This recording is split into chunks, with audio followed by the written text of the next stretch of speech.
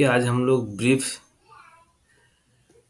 Discussion करने वाले हैं जो झारखंड का जो माइंस इंस्पेक्टर का जो वैकेंसी आया हुआ है ना इस पे। ठीक है ना, जिसका इंतजार बहुत लोगों को बहुत दिनों से था। फाइनली वो दिन आ ही गया।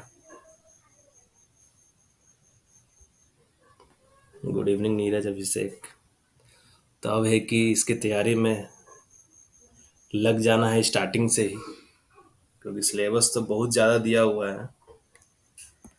और ये लास्ट टाइम जो झारखंड में है ना माइंस इंस्पेक्टर का जो एग्ज़ाम हुआ था वो 2016 में हुआ था। हाँ, 2016 में ही हुआ था। इसमें पहले देख लेते हैं कितना वैकेंसी है। ठीक है ना, सिलेबस वगैरह सारा डिस्कशन करते हुए चलेंगे धीरे धीरे जैसे आएंगे। टोटल नंबर ऑफ जो इसमें वैकेंसी है ना,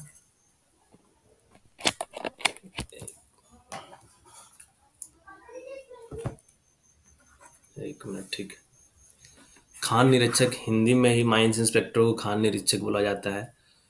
जो जनरल कैटेगरी वालों के लिए 13 है, और बाकी अनुसूचित जनजाति, अनुसूचित जो होता है ना SC ST, फिर अत्यंत पिछड़ा वर्ग 2, और EWS 32। इसमें जो बहुत लोग को डाउट हो रहा है ना कि झारखंड से मैट्रिक किया हुआ होना चाहिए या झारखंड से डिप्लोमा किया हुआ होना चाहिए, तो आज का ये जो सेशन होगा इसको देख लेने के बाद जो भी डाउट है ना वो सारा क्लियर हो जाएगा। ठीक है, टोटल जो सीट है 32 है, जिसमें जनरल वालों के लिए 13 सीट है, और बाकी सारा जो सीट है वो रिजर्व है। ठीक है ना, EWS वालों के लिए 3 सीट है। इसमें आप पहले आ जाते हैं कि सैलरी कितना मिलेगा। अगर किसी का इसमें सिलेक्शन हो जाता है माइंस इंस्पेक्टर में, तो सैलरी कितना मिलेगा। ये जो पे मैट्रिक्स लेवल 6 का है 35,400 से लेके 1,12,400 तक का रेंज रहता है। ठीक है ना, इसमें अप्रोक्स मान लो 35,400 प्लस 60%। 35,400 का प्लस इंटू 60% कर लो, और प्लस 35,400 कर लो। ठीक है ना, मतलब इतना, मतलब लगभग मान के चलो इसमें जो सैलरी मिलने वाला है ना, लगभग कट उठ के लगभग 50,000 के अप्रोक्स सैलरी इसमें मिलेगा कट उठ के। ठीक है ना, सैलरी वगैरह कोई दिक्कत वाली बात नहीं है। और माइंस इंस्पेक्टर जो पोस्ट है ना, एक रुतबा वाला पोस्ट है। जैसे डिस्ट्रिक्ट माइनिंग ऑफिसर होता है ना, उसके साथ में ही एक तरीके से बोलो माइंस इंस्पेक्टर हमेशा असिस्ट करने के लिए साथ में ही रहते हैं। इसमें क्या आता है कि डिप्लोमा वाले तो एलिजिबल है ही, जो भी डिप्लोमा किए हुए हैं वो भी एलिजिबल हैं, और जो बीटेक किए हुए हैं संबंधित शाखा में उच्च तकनीकी योग्यता धारित करने वाले अभ्यर्थी भी आवेदन देने के पात्र होंगे। मतलब क्या, जो डिप्लोमा किया हुआ है वो तो एलिजिबल है ही, साथ में अगर कोई बीटेक वाला भी है ना तो वो भी इस एग्जाम के लिए एलिजिबल है। यूपीएमआई में ऐसा नहीं था। यूपीएमआई में था कि वहां बोल दिया था कि जो इसेंशियल क्वालिफिकेशन था वो वहां पे मांग लिया था कि डिप्लोमा होना चाहिए। यहाँ पे क्या बोला है कि हायर वाले भी जो है ना, बीटेक एमटेक किए हुए भी हैं तो वो लोग भी फिल कर सकते हैं। जैसे बिहार वाले में क्या था, एक का सिलेक्शन हो गया था लेकिन वो बीटेक किया हुआ था, तो जिनके कारण इंटर मतलब जो फाइनल डॉक्यूमेंट वेरिफिकेशन हुआ वहां पे उनको रिजेक्ट कर दिया गया कि इसमें जो क्वालिफिकेशन था वो डिप्लोमा मांगा गया था, आपके पास डिप्लोमा नहीं है। लेकिन यहाँ पे वैसा बात नहीं आएगा, यहाँ पे कि बीटेक वाले भी एलिजिबल हैं। और ये जो दिया हुआ ना, ये बहुत लोगों को समझने में दिक्कत हो रहा है कि ये दिया हुआ क्या है। पहला क्या दिया हुआ है कि उपयुक्त अनिवार्य योग्यता जो होना चाहिए है ना, वो 10वां जो मैट्रिक होना चाहिए वो झारखंड में ही जो भी स्थित कॉलेज स्कूल है ना वहां से ही होना चाहिए। ठीक है ना, लेकिन अगर कोई रिजर्व कैटेगरी वाला है, जनरल को छोड़ के, जनरल को छोड़ के क्या है, बाकी सारा रिजर्व कैटेगरी में आ रहा है। जनरल को छोड़ के बाकी सारा रिजर्व वाला है, SC ST OBC EWS category वाले जो भी है ना, वो क्या है कि अगर वो झारखंड के बाहर से भी किए हुए हैं ना मैट्रिक, तो वो भी फिर भी वो एलिजिबल है यहाँ पे इस एग्जाम के लिए, फॉर्म फिलिंग के लिए। फॉर्म फिल कर सकते हैं और एग्जाम में भी अपियर होंगे। मतलब कौन, जिनका रिजर्वेशन, जो रिजर्व कैटेगरी वाले हैं, जनरल को छोड़ के बाकी जो भी रिजर्व कैटेगरी वाले हैं ना, अगर वो झारखंड से मैट्रिक नहीं भी किए हुए हैं, अगर वो किसी अदर स्टेट से किए हुए हैं, फिर भी कोई दिक्कत वाली बात नहीं है उनके लिए, वो एग्जाम में अपियर हो सकते हैं। तो वही यहाँ पे है।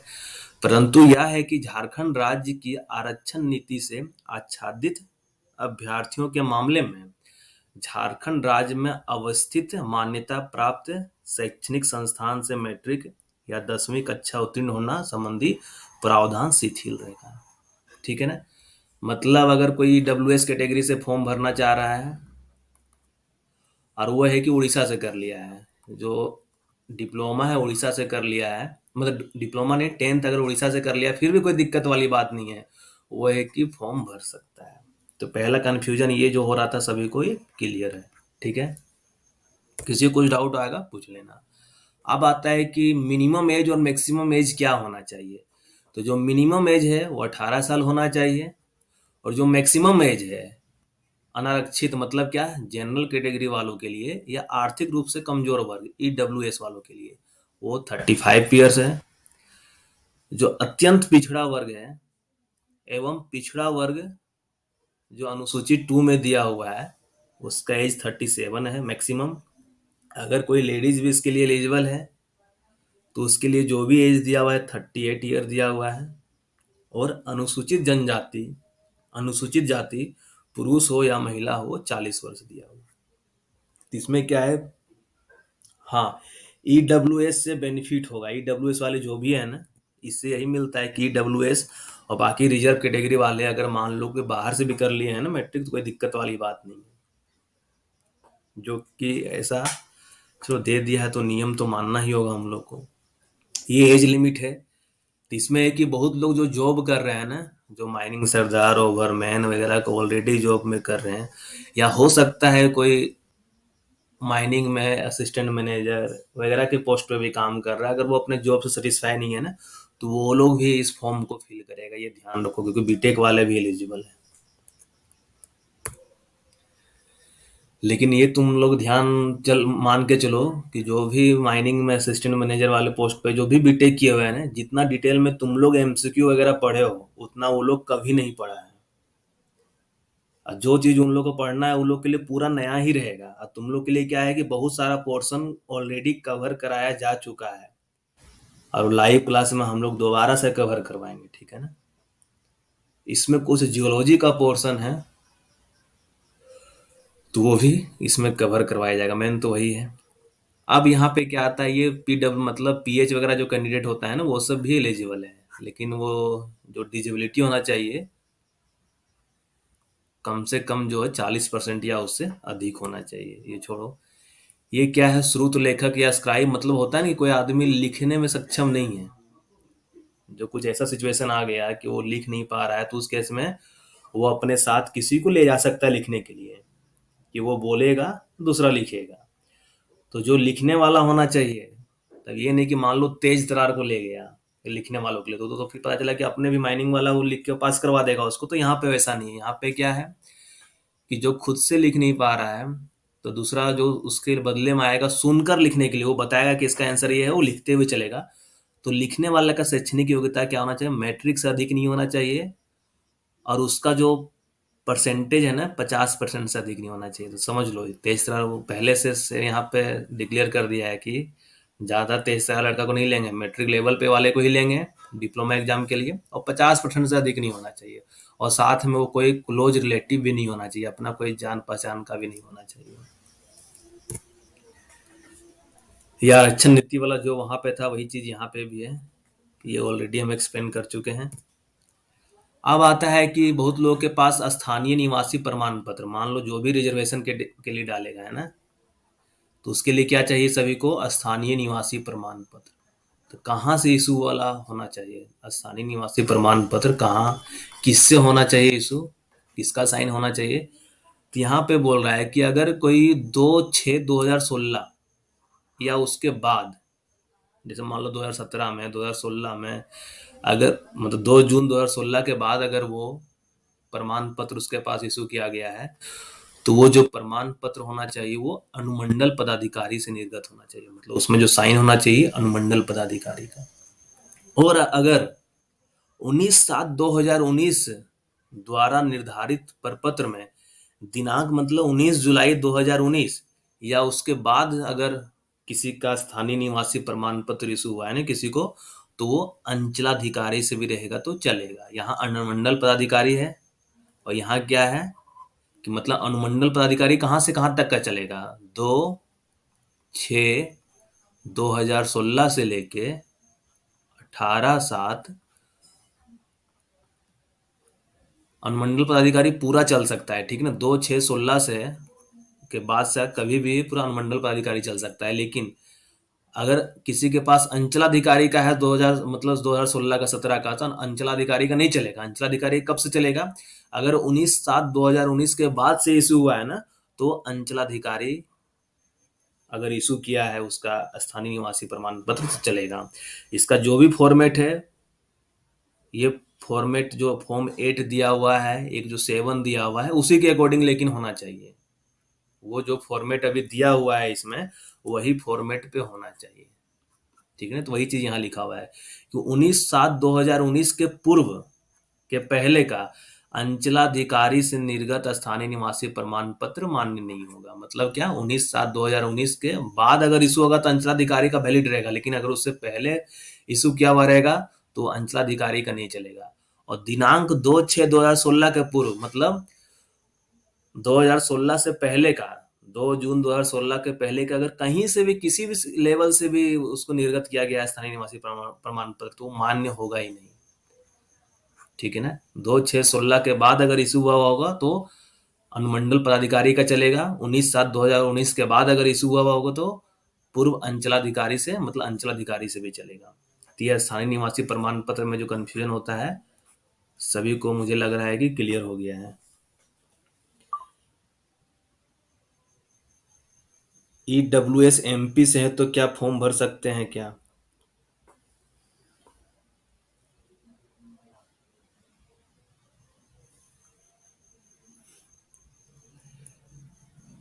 EWS MP से बोल रहे हो, तुम फिर मान लो तुम EWS जब दोगे ना, तो तुमको फिर क्या देना होगा, एक स्थानीय निवासी प्रमाण पत्र का भी तुमको प्रूफ देना होगा, जो तुम नहीं दे पाओगे, है ना। एक तरीके से क्या बोलोगे, जो झारखंड का रहने वाला है, क्योंकि वो झारखंड का स्थानीय निवासी प्रमाण पत्र दे सकता है किसी भी मतलब रिजर्वेशन का लाभ लेने के लिए, कि ठीक है भले वो 10th कहीं अदर स्टेट से कर लिया जाके, लेकिन उसका घर तो अपना झारखंड में है, तो उसके पास स्थानीय निवासी प्रमाण पत्र है, वो बना सकता है, तो वो एलिजिबल रहेगा। लेकिन कोई MP वाला है, वो EWS कैटेगरी का है, लेकिन क्या है उसके पास वो स्थानीय निवासी प्रमाण पत्र अपना नहीं दे पाएगा, तो इसलिए वो एलिजिबल नहीं है।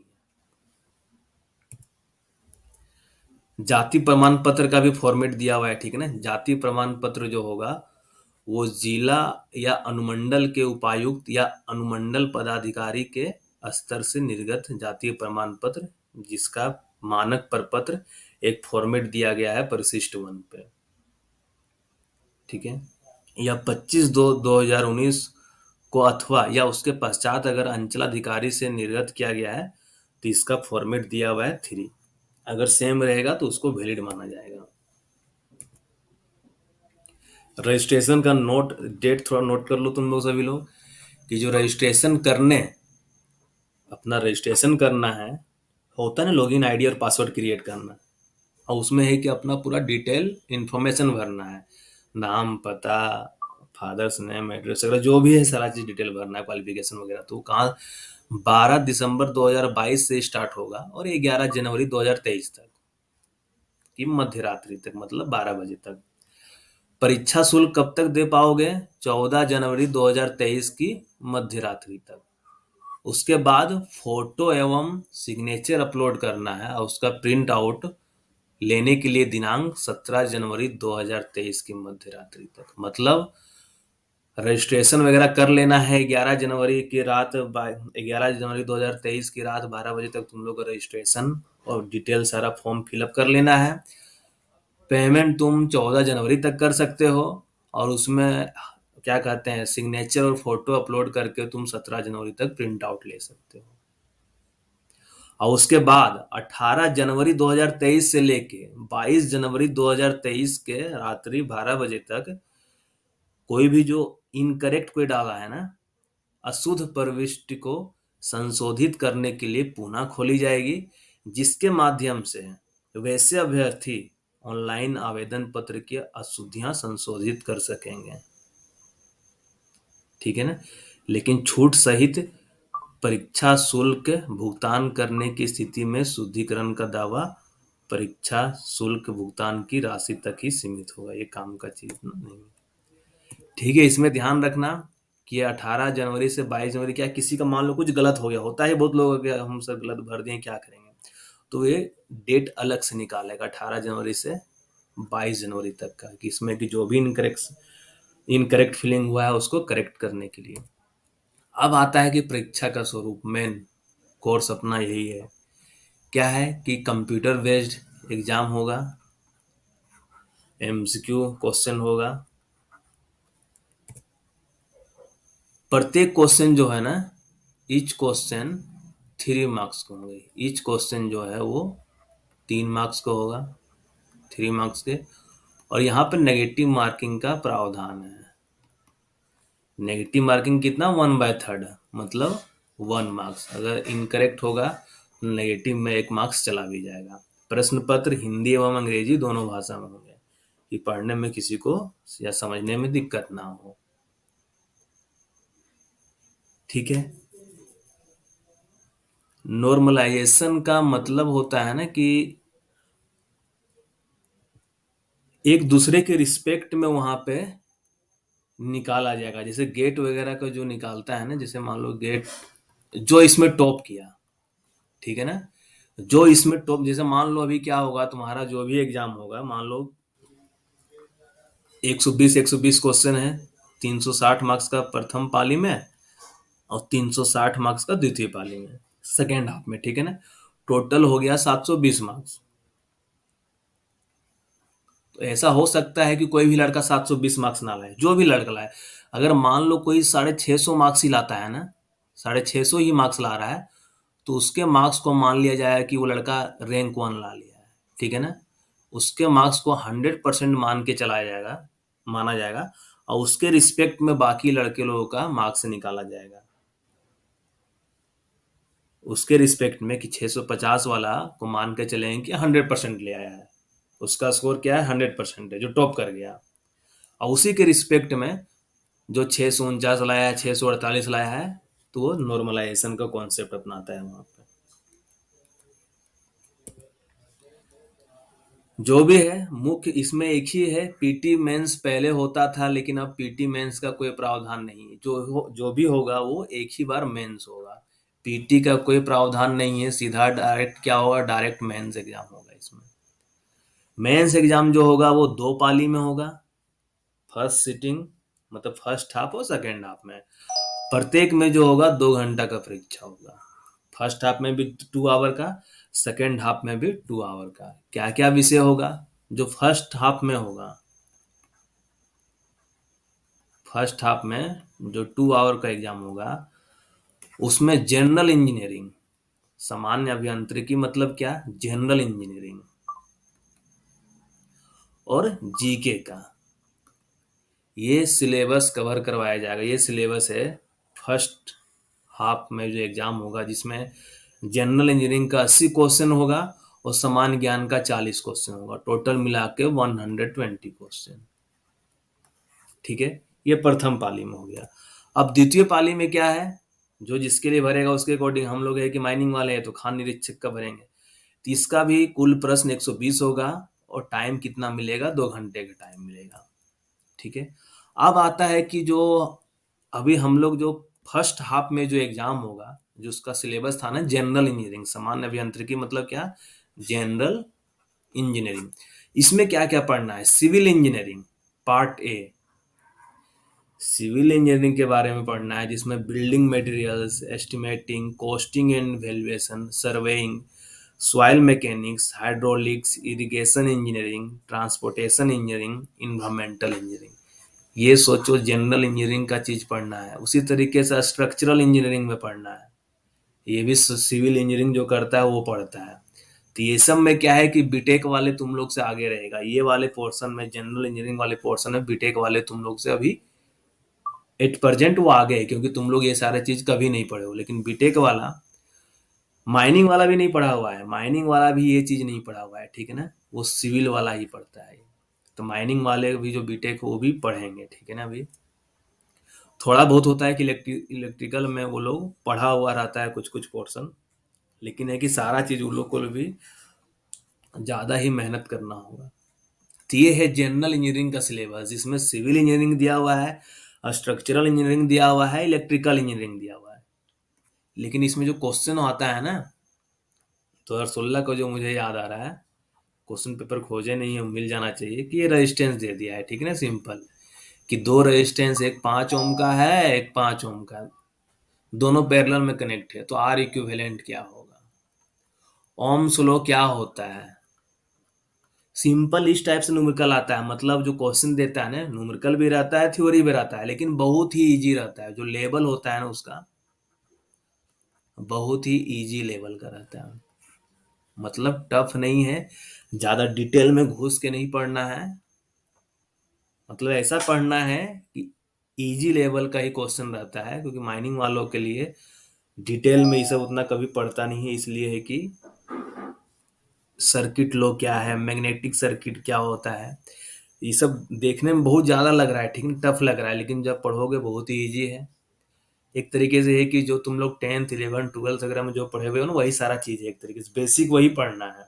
हम लोग भी बेसिक पढ़ाएंगे, वही सब पढ़ाएंगे, लेकिन है कि जो भी सिलेबस है वो सारा चीज कवर करते हुए चलेंगे। और एक आ रहा है क्या, मैकेनिकल इंजीनियरिंग पार्ट सी, मतलब ये जो दिया हुआ है ना, A B C और स्ट्रक्चरल इंजीनियरिंग, यहाँ से 80 क्वेश्चन रहने वाला है, और 80 × 3 मतलब 240 मार्क्स का। थ्योरी ऑफ मशीन्स में machine design, engineering, mechanics, strength of material, property of pure substance, first law of thermodynamics, ये देखो सिलेबस कितना है। थोड़ा सा दिखेगा पंप तो थोड़ा लगेगा अच्छा, चलो पंप तो हम लोग पढ़े हुए हैं माइनिंग वाले, उसके बाद कोई भी चीज़ नहीं लग रहा है कि अभी हम लोग ओवरमैन माइनिंग सरदार के एग्जाम के लिए कभी पढ़े हैं। सिलेबस बहुत दिया हुआ है, बहुत ही खतरनाक सिलेबस दिया हुआ है, लेकिन डरने की बात नहीं है, क्योंकि इसके अंदर का जो चीज़ आता है एग्जाम में वो बहुत ईजी आता है। किसी को सिंपल हो सकता है, अभी हम जो दो क्वेश्चन जो बताए ना अभी, कि रेजिस्टेंस पैरेलल में दे दिया रहेगा, बोलेगा इसका इक्विवेलेंट बताइए, रेजिस्टेंस सीरीज में दे देगा, बोलेगा इक्विवेलेंट बताइए, ओम्स लॉ क्या होता है, ऐसा ही क्वेश्चन आया है। जो बेसिक क्वेश्चन है इसी पैटर्न में क्वेश्चन आता है। ये हो गया तुम्हारा 80 मार्क्स का क्वेश्चन, जो फर्स्ट हाफ में एग्जाम होगा। सेकेंड, फिर फर्स्ट हाफ में सामान्य ज्ञान का 40 क्वेश्चन है, जो 3 मार्क्स का रहेगा, ये भी 120 मार्क्स का। इसमें पूरा जीके है, झारखंड का मेनली जीके वगैरह जो रहता है, पूरा पढ़ना ही है, वर्ल्ड हिस्ट्री इंडिया का मान लो क्या हुआ है, बाकी झारखंड का स्पेशली इसमें पढ़ना पड़ता है। बाकी देखो भारत का इतिहास, संस्कृति, भूगोल जो भी है, हिस्ट्री, जियोग्राफी, ठीक है ना, हिस्ट्री, जियोग्राफी, फिर क्या बोलो वो सब, पॉलिटी वगैरह जो है, सारा चीज तो पढ़ना है ही।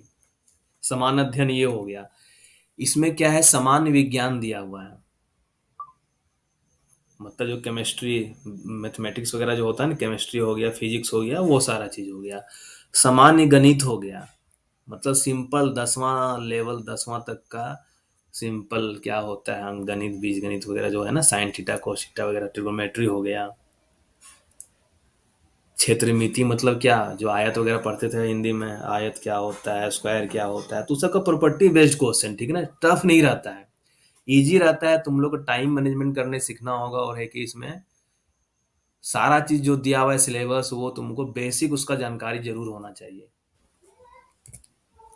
मानसिक क्षमता जांच, मतलब रीजनिंग वगैरह जो होता है ना, वो रीजनिंग दिया हुआ रहेगा। और लास्ट में कंप्यूटर का, मतलब ये जो 5 सेक्शन में डिवाइड किया है सामान्य ज्ञान को, इसमें कितना क्वेश्चन रहेगा, 40 क्वेश्चन। ये हो गया तुम्हारा फर्स्ट हाफ का पूरा सिलेबस। अब सेकेंड हाफ में जब एग्जाम होगा तो माइनिंग इंजीनियरिंग का, जनरल जियोलॉजी, जिसमें क्या है, जियोलॉजी का स्कोप क्या है, अर्थ का ओरिजिनेट मतलब अर्थ का ओरिजिन कैसे हुआ है, अर्थ का एज कितना है, अर्थ का इंटीरियर के बारे में डिटेल पढ़ना है, कंटिनेंटल ड्रिफ्ट, ठीक है ना, इरोजन वेजिंग जो भी है अनकन, देखो इसमें है कि बहुत सारा चीज तुम लोग लगे कि चलो पढ़े हुए हैं, क्या स्ट्राइक डीप क्या होता है, फोल्ड क्या होता है, फोल्ड क्या होता है, अनकन्फर्मिटी क्या होता है, ज्वाइंट क्या होता है, आउटलायर इनलायर क्या होता है, बहुत सारा चीज इसमें है कि चलो पढ़ा हुआ है, लेकिन ये सारा चीज दोबारा से फिर से पढ़ाया जाएगा। और इसके लिए जो एक सर से अभी बातचीत हुई है, जो सर पढ़ाएंगे ना, वो है कि यूपीएससी का जो जीएसआई का एग्जाम हुआ है ना, वो क्वालिफाई कर चुके हैं, अभी इंटरव्यू सिर्फ बचा हुआ है। और जो जीके के लिए जो सर आएंगे, ये जो जीके जो है ना, जीके के लिए जो सर से अभी बातचीत हो रही है, वो यूपीएससी का प्रीलिम्स क्वालिफाई किए हुए हैं, यूपीएससी का प्रीलिम्स क्वालिफाई किए हुए हैं, ठीक है ना। ये सर जीके पढ़ाने वाले हैं। और जियोलॉजी जो है यूपीएससी ही कंडक्ट करवाता है, जियोलॉजिकल सर्वे ऑफ इंडिया का कुछ एग्जाम कंडक्ट करवाता है, जो गजेटेड पोस्ट होता है, ठीक है ना, गजेटेड ऑफिसर होते हैं। वो भी अभी पीएचडी उनका कंटिन्यू इधर चल रहा है, लेकिन है कि जीएसआई का अभी रिटेन वगैरह सारा क्लियर हो चुका है, इंटरव्यू 6 जनवरी को है शायद। उसके बाद है कि वो जियोलॉजी का पोर्शन पूरा कवर करवाएंगे, क्या क्या है, जनरल जियोलॉजी है, प्लेंटोलॉजी है, स्ट्रेटिग्राफी है, जिसमें है कि कुदप्पा सिस्टम क्या होता है, विंध्यम सिस्टम, गोंडवाना वगैरह जो भी है ना, physiographic division of India, Arkan and Dharwad system series वगैरह जो भी है वो सारा चीज। मिनरलोजी हो गया, ठीक है ना, classification of mineral, physical chemical properties of mineral, elements of crystallography, ये सिलेबस हो गया जियोलॉजी वाले पोर्शन में। पेट्रोलॉजी, जिसमें rock cycle, characteristics of various rock, जो ऑलरेडी हम लोग ऐसी एमटी वाले में भी ये कवर करवाए हुए हैं। कोल जियोलॉजी, कोयला का, कोल जियोलॉजी में कोयला का फिजिकल केमिकल प्रॉपर्टीज, ओरिजिन कैसे हुआ है, occurrence and distribution, rank of coal, banded constituents of coal, clarain बिटन ड्यूरेंट फ्यूजन, ये सारा चीज है। Geological map, economic geology, mine economics, mine economics अभी हम लोग एक गेट वाले को पढ़ा रहे हैं, ठीक है ना। और माइनिंग टेक्नोलॉजी यहाँ से है कि तुम लोग को कुछ कॉन्फिडेंस रहे कि चलो ये पोर्शन, एक छोटा सा पोर्शन तुम लोग का पढ़ा हुआ है, ठीक है ना। माइनिंग टेक्नोलॉजी में क्या है, introduction to mining and mineral, mining terminology and definition, explosive and accessories, short firing, drilling patterns, face preparation, ये सब जो भी है, लॉन्गवाल वगैरह सारा पढ़ाया गया है। Open cast board and pillar, steel support, steel arch वगैरह क्या होता है, ये लेजिस्लेशन का थोड़ा सा चीज दे दिया है। लेजिस्लेशन तो अलग से दिया ही है, यहाँ पे भी दिया हुआ है कि हम लोग क्या क्या सावधानी बरतेंगे जब हम लोग रिस्ट्रिक्टेड फायर या वाटर लॉक्ड एरिया या जो डिप्लेयर्ड गोफ है उसके नीचे काम करेंगे तो। फिर इंजीनियरिंग जियोलॉजी आता है, ये तो इंजीनियरिंग जियोलॉजी दिया हुआ है, लेकिन इसमें देखो क्या क्या दिया हुआ है, वेंटिलेशन वगैरह दिया हुआ है, ठीक है ना, वेंटिलेशन वगैरह दिया हुआ है, ग्राउंड कंट्रोल दिया हुआ है, रॉक मैकेनिक्स दिया हुआ है, ये सारा चीज यहाँ पे दिया हुआ है। मेटल माइनिंग दिया हुआ है, open cast mining, mine surveying, mine environment, mining machinery और mine management, legislation and safety, ये सिलेबस है। सिलेबस बहुत ही बड़ा सिलेबस है, तो लेकिन है कि सारा चीज लाइव क्लास में है ना कवर करवाया जाएगा। क्लास स्टार्ट होने में अभी 15 से 20 दिन का टाइम मान के चलो, कि मिनिमम 15 to 20 डेज के बाद ही क्लास स्टार्ट होगा। और तुम लोग एग्जाम में मतलब स्टार्टिंग से ही प्रिपरेशन में लग जाना है, ठीक है ना, क्योंकि हो सकता है माइंस इंस्पेक्टर का, झारखंड के माइंस इंस्पेक्टर का एग्जाम की प्रिपरेशन करते करते बीच में हो सकता है बीसीसीएल का भी वैकेंसी आ जाएगा, बहुत ही ज्यादा चांस है कि बीसीसीएल का भी आ जाना है, ठीक है।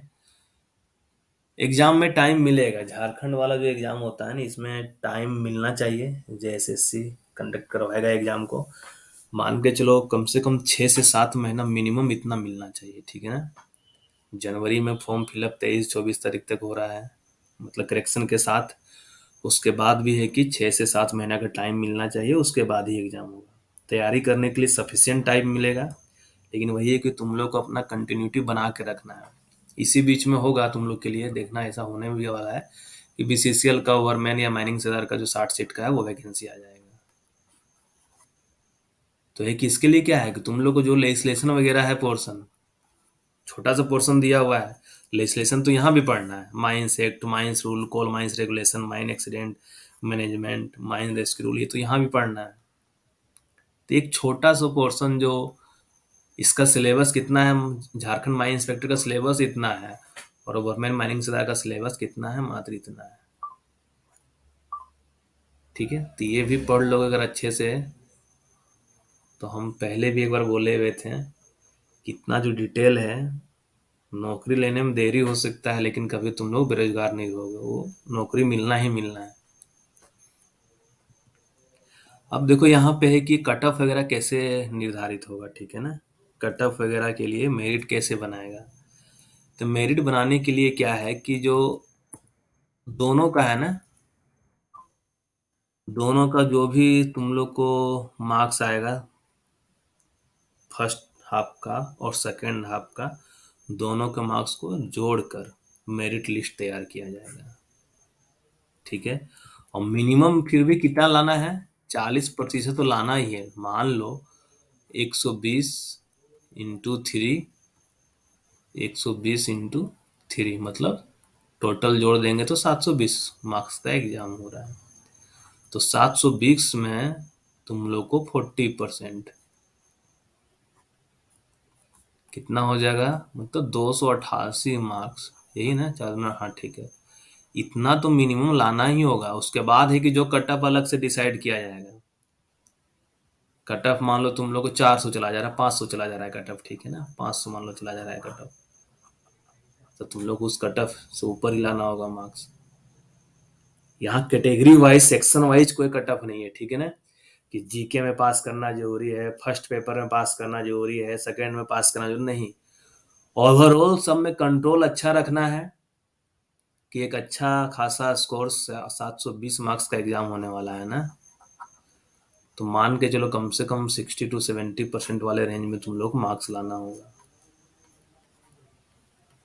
मतलब 500 तो मार्क्स मान के ही चलो, ठीक है ना। मिनिमम दोनों पेपर में कुछ नहीं दिया हुआ है, ठीक है ना, दोनों पेपर का मिलाकर लाना है, ठीक है ना, दोनों पेपर को मिलाकर तुम लोग को जो भी लाना है। हो सकता है कि एक पेपर में तुम पूरा लेते आओ, 360 का 360, दूसरा में 360 नहीं, मतलब कितना, हाँ 360, एक पर पेपर में फुल लेते आओ, दूसरा पेपर में अगर कट ऑफ मान लो 400 का गया है, ठीक है, और तुम दूसरा पेपर में 50 भी लाओगे ना एक पेपर में, चलेगा, कोई दिक्कत नहीं है, क्योंकि वो कट ऑफ ओवरऑल डिसाइड किया जा रहा है दोनों के मार्क्स को जोड़कर। और ये दिया हुआ है किसी का मार्क्स इक्वल आ जाएगा तो वो इक्वल आएगा, उस केस में देखा जाएगा, ठीक है ना। यही है तुम लोग कोर्स का थोड़ा सा क्या दिया हुआ है, कब क्या है वो सारा बताएं। किसी को कुछ डाउट है तो पूछो, किसी को भी इससे रिलेटेड कुछ डाउट है। सारा सिलेबस डिस्कशन कर दिया गया है, डिस्कस कर लिया गया है सिलेबस, कौन एलिजिबल होगा कौन एलिजिबल नहीं होगा वो भी डिस्कशन कर लिया गया है। कब है लास्ट डेट फॉर्म फिलअप का, पैसा जमा करने का लास्ट डेट कब है, सिग्नेचर और फोटो जमा करने का मतलब अपलोड करने का लास्ट डेट कब है, ये सारा बता दिया गया। सैलरी कितना बनेगा, सैलरी को बताएं, लगभग कट उठ के स्टार्टिंग में 50,000 के लगभग बनता है, ठीक है ना। जो एक था ना बेसिक जो बताए थे अभी, एक मिनट देख लो, एग्जैक्ट निकाल सकते हो यहाँ से भी। 35,400 का 60% कर लो, कितना होगा 60%, ये परसेंट हटाओ, ये 2 जीरो काटो, तो 354 6 छः 24 के 4 बाकी तो मैं 2 3, मतलब 35,400, 21,240 सही निकला है ना। 4 4 2 6 5 1 6, टोटल ग्रोथ जो है स्टार्टिंग में 56,640 रुपये तक का बनता है, और उसमें है कि 5-6 हज़ार कट जाता है तो 50,000 के लगभग मिलता है। लेकिन इसमें रुतबा अलग है, ठीक है ना, इस चीज़ का ध्यान रखना माइंस इंस्पेक्टर का जॉब है। हाँ, स्पोर्ट्स कोटा का भी सीट है, अगर कोई स्पोर्ट्स कोटा से भी सीट है, ठीक है ना। 1 मिनट, वो भी बता दे रहे हैं तुम लोग को स्पोर्ट्स कोटा वाला क्या। हाँ हाँ, झारखंड के बाहर वाले ये एक, देखो यहाँ 2 कंडीशन दिया हुआ है। कंडीशन क्या क्या था कि एक है कि जो कैटेगरी वाला है, ठीक है ना, जो कैटेगरी वाला है, तो अपना जैसे रिजर्वेशन के लिए मान लो 10th कहीं से भी किया हुआ है, कैटेगरी वाला 10th झारखंड से नहीं कहीं आउटसाइड से किया है, ठीक है। तो क्या है, उसको हो रहा है कि वो अपना, लेकिन उसका घर तो झारखंड में है, निवास रहने वाला तो झारखंड का है, तो उस केस में वो अपना जो स्थानीय निवासी प्रमाण पत्र है, रेसिडेंशियल सर्टिफिकेट, वो दे देगा, ठीक है ना। और जो अनरिजर्व कैटेगरी वाला है, तो उसके लिए तो 10th तो झारखंड से ही होना चाहिए, 10th तो झारखंड से ही होना चाहिए। तो इसलिए है कि ओवरऑल एक तरीके से मान के चलो, जो झारखंड का स्थानीय निवासी प्रमाण पत्र दे पाएगा वो एलिजिबल है रिजर्व कैटेगरी वाले में, और अनरिजर्व कैटेगरी वाले में जो 10वां झारखंड से पास किया हुआ है वही दे पाएगा, भर पाएगा, ठीक है।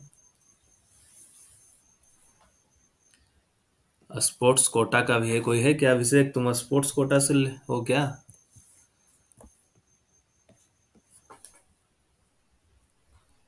स्पोर्ट्स कोटा का भी दिया हुआ है।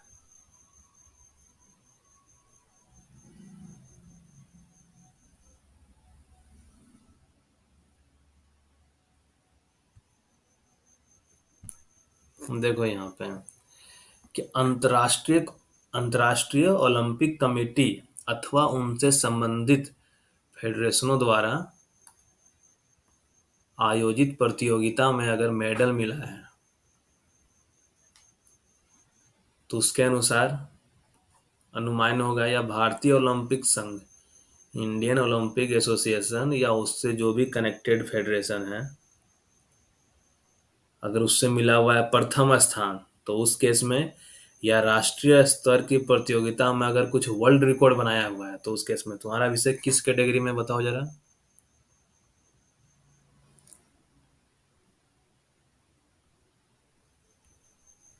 अभिषेक क्या किए हो?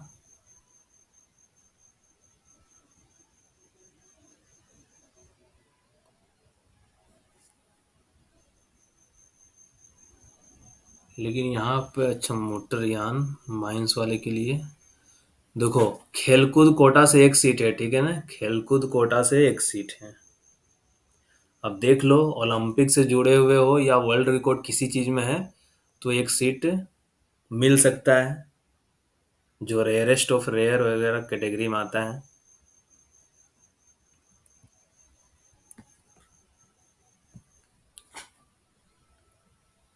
वर्ल्ड रिकॉर्ड बनाया है क्या अभिषेक? वो अभिषेक बताएगा। और किसी को कुछ डाउट किसी प्रकार का?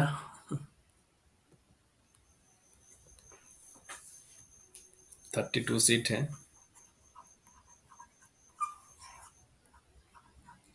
पढ़ाई में कंटिन्यूटी बना के रखो, देखो जो जो भी ईएमटी अच्छे से पढ़ा हुआ है ना, तो उसको बहुत ही ज़्यादा हेल्प मिल जाएगा। और इसमें ये है कि जियोलॉजी माइनिंग का भले पोर्शन दिया हुआ है, ठीक है ना, लेकिन जो एग्जाम में जो क्वेश्चन आएगा ना, 120 क्वेश्चन अगर आएगा माइनिंग पेपर 2 वाले में सेकेंड सीटिंग में, तो उसमें मान के चलो कि 70 से 80 क्वेश्चन तुम्हारा जियोलॉजी का ही होने वाला है।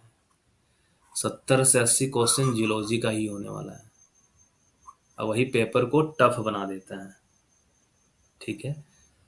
तो मेन फोकस जियोलॉजी पे ही करना है सेकेंड पेपर वाले में, और फर्स्ट पेपर में तो ओवरऑल जीके तो करना ही है, साथ में जो जनरल इंजीनियरिंग है उसको भी करना है। तो तुम लोग के लिए जो सबसे टफ लगेगा थोड़ा सा, यही जियोलॉजी ही लगने वाला है। माइनिंग तो टफ नहीं लगेगा, इतना पढ़ लियो माइनिंग को, और जीके भी टफ नहीं लगेगा, वो ठीक है, हो जाएगा।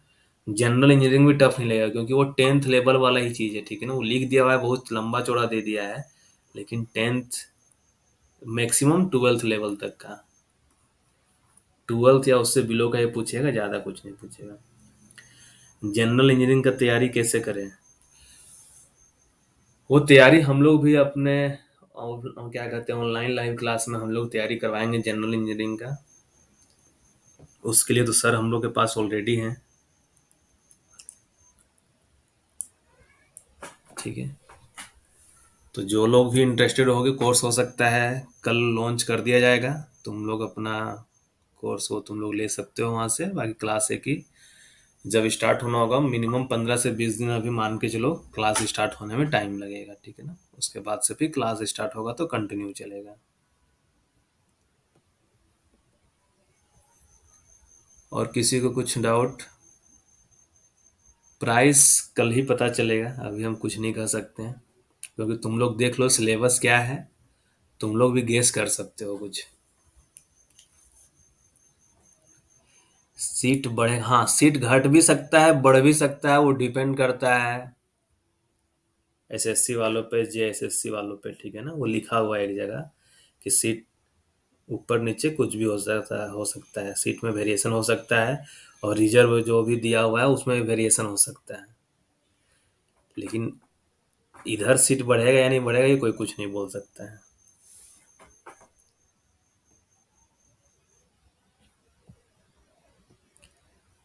ठीक है, तो इतना ही रखते हैं आज के लिए। बाकी तो सभी लोग टेस्ट के लिए कल रेडी रहो, कल एक्सप्लोसिव का टेस्ट होने वाला है। अब बाकी ये वीडियो है कि यूट्यूब पे अपलोड कर दिया जाएगा। और ज़्यादा से ज़्यादा माइनिंग प्लस ऐप के बारे में शेयर करो, यूट्यूब का लिंक शेयर करो। और माइनिंग प्लस का ऐप जो है ना, लेफ्ट साइड में जो बना हुआ होता है ना साइन, इस तरीके से ऐप में देखो लेफ्ट साइड कॉर्नर में इस तरीके से उस पर क्लिक करने पे सेटिंग का ऑप्शन आएगा। सेटिंग में क्लिक करोगे तो वहाँ पे लॉग आउट का भी आता है, शेयर करने का भी ऑप्शन आता है, तो वहाँ से शेयर कर सकते हो ऐप को। क्योंकि बहुत लोगों को अभी भी पता नहीं है कि क्लास ऑनलाइन चल रहा है, ठीक है ना, इसलिए। ठीक है, तो